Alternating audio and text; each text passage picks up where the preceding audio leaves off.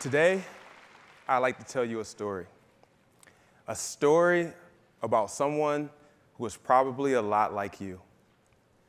A mom, a daughter, a sister, a friend, an entrepreneur, a business owner, someone who was perfectly imperfect.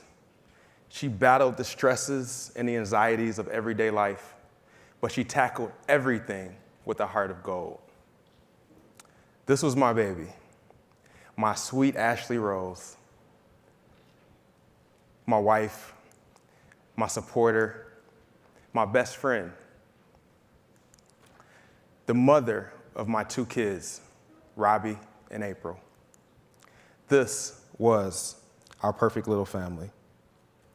On July 26th, Ashley was diagnosed with COVID. Her symptoms started mild, but then they began to get progressively worse. On August 5th, I had to rush Ashley to the hospital. Her blood oxygen levels were dropping drastically, so much so that she was going in and out of consciousness. Upon arriving at the hospital, of course, they would admit her, and because of COVID guidelines, we were not able to be by her side. We would FaceTime, and during these FaceTime calls, you could see she was trying to smile, but it was clear that she was lonely, nervous, afraid. Soon, her anxiety started to take its toll on me. And I think Ashley sensed my anxiety. She asked me to start documenting her story across social media platforms. Initially, I would do light overviews because she wasn't really the type to put her business out there. But something started to change. There's one time specifically I asked her about an update, and she stopped me in my tracks. She looked me in my eyes, and she said in the most matter-of-fact way, "Rob, stop holding back. Tell them everything." It was clear to me that something was happening to Ashley. There was a spiritual or a mental transformation. While she was laying there, struggling to breathe, lungs deteriorating, she was actually becoming the highest version of herself. Her words were changing from words of worry to words of wisdom. Meanwhile, the illness was getting really bad. And soon, Ashley would be faced with some tough decisions. Decisions about whether she would go on a ventilator and even a higher form of life support in an ECMO machine. On August 13th, Ashley FaceTimed me in the middle of the night. It startled me because she was wearing a BiPAP mask. She couldn't speak. So I couldn't imagine why she would be FaceTiming me in the middle of the night. So with my heart racing, I answered the phone, and there she was, staring at me, eyes wide open, peaceful, calm. I asked her frantically, "Babe, what's wrong? Is everything okay?" And she just kept looking back, unafraid, completely okay. I asked her, "Can we text? Can we get off the phone?" I just was not appreciating the moment. It was like she just wanted to connect with me one last time, to stare at me and look at my eyes one last time. She appreciated that moment. She appreciated the stillness, the energy. We got off FaceTime and we began to text. She told me she was ready. She told me, "I'm not afraid anymore."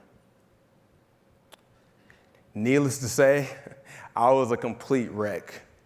I was sobbing. I actually sent this picture to her, and it wasn't to frighten her, it was to let her know that I cared. You see, I wasn't typically an emotional guy, so I felt like if I sent her a picture of me crying, it would let her know how much I truly loved her and how much I cared about her. She texts back something that changed my life. She said, "Trust the process." I knew immediately I was not dealing with my same Ashley Rose. It clicked in that moment that she was operating at a much higher frequency. Her ability to trust her journey when she had no idea where it would lead brought me levels of peace I am still trying to comprehend. Ashley would go on to be intubated later on that day, and that was the last conversation I had with her. Her journey resonated with thousands of people. Every time I would share an update, the inspiration would spread further. The hospital did eventually lift the isolation, and every day I sat next to her bedside and I reflected on those 3 words that she said to me. I mean, picture yourself lying in that bed, not knowing whether you would wake up the next day. What would matter to you in that moment? When Ashley said those 3 words, our minds became aligned. Today, here, right now, I like to align my mind with yours. I like for us to understand these 3 words at its highest level of interpretation. Trusting the process will help you live and stay in the moment. You will not worry about the future or harp on what's happened in the past. Trusting the process will help you follow the journey meant for you. Trusting the process will keep you in full control of your own narrative. Trusting the process will keep you real and authentic, unafraid of what society thinks. Trusting the process will allow you to inspire others, even in your darkest moments. Trusting the process will give you strength and courage you never even knew you had. On October 3rd, I took our son Robbie to see his mom for the last time. In her coma state, she squeezed his hand 3 times. She could have only been saying one of 2 things. Either, I love you, or trust the process.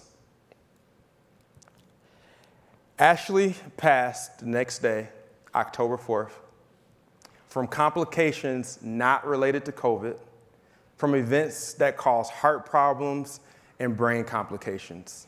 She is loved and missed by many. I decided to speak here at TEDx just a few short weeks ago, and if I was doing it for myself, I would have probably declined the opportunity. But I recognize now that I speak for a much bigger purpose, a purpose even bigger than Ashley's presence. I speak for her and the many around the world showcasing superhuman strength in their final days. I speak for them. Her message to me is my message to you. Trust the process. Thank you.